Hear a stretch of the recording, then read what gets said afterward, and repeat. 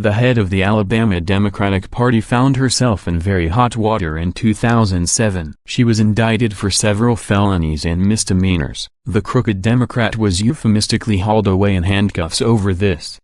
Former Secretary of State Nancy Worley wound up booked at the Montgomery County Jail and then was released on bond. She found herself locked up after an indictment came down charging the head Democrat with actions committed during her unsuccessful campaign for re-election last year. Worley is just one in a long line of Democrats who have been charged and arrested over the last year. Everything from fraud, to perjury, to sexual misconduct have headlined the news on these politicians. Taxpayers have forked over an immense amount to try Democrats for crimes they committed while serving as public officials. It's beginning to look like there are so few honest Democrats out there that states such as Alabama have become a stomping ground for people like Worley. During the 4 years she spent in office, she was challenged by numerous complaints. They ranged from charges of abusing her position by utilizing a gas-guzzling SUV that the state of Alabama paid for, to causing low morale among a number of employees who were very unhappy with her so-called leadership. One of those individuals was Ed Packard. "I'm hoping that what this means is that the law that protects state employees is going to be enforced. I would love to know what he meant by that and exactly what she did to him." The indictment charges that Worley broke the law previously in one instance for writing a letter to her employees basically demanding that they vote for her. "I want to ask for your support and your vote in the June 2006 Democratic primary election. The unsaid message there is, vote for me if you value your job." And there were other allegations over the years as well. This same woman has the gall to rant about Republicans who were allegedly kicked out of or ousted from office in Alabama for misconduct. She used this faulty reasoning to tell Alabamans that is why they should vote Democrat. Worley went on to say that she had always requested her employees not discriminate against anyone because of his or her politics, race, religion or social status. She said, "If you choose to support another candidate you have every right to make that decision without any problems from me." Evidently,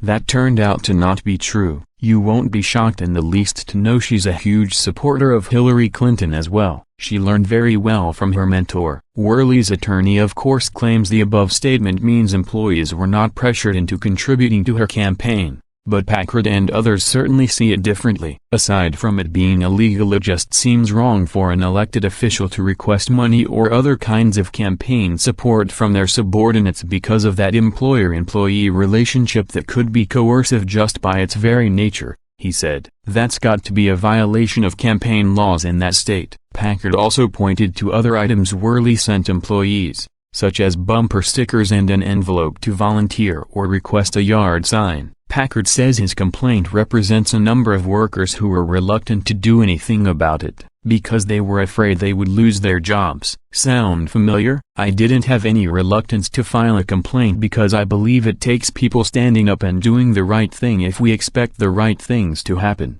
he said. Good for him. That was the right thing to do, as well as the hard thing to do. Nancy Worley faces 5 misdemeanor and 5 felony charges. She did not want to go on camera to respond to the accusations against her, but she did say, quote, "This is happening to Democrats throughout the country who don't bow down to Republicans. No, this is happening to Democrats across the country because they are corrupt and break the law. No Republican made her do that. She is solely responsible for her own actions here." Her attorney James Anderson poo-pooed the indictments as, "much ado about nothing." "I doubt a judge will see it that way, and although I would hope Worley enjoys life behind bars, she will probably not wind up there." The prosecutor in the case dropped the felony charges and only hit her with a misdemeanor. Funny how Democratic politicians just keep getting away with their crimes, isn't it? Nancy Worley was recently elected one of the Democratic Party's vice chairs. Another vice chair,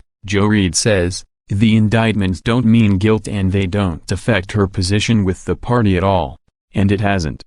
The Democrats are acting like she did absolutely nothing wrong. I might point out that this is not the first time Worley has been in trouble. She has refused to pay fines after pleading guilty stemming from charges in 2012. She finally paid upon those. Eventually, this woman will wind up in prison where she belongs. Alabama, you can do better than this.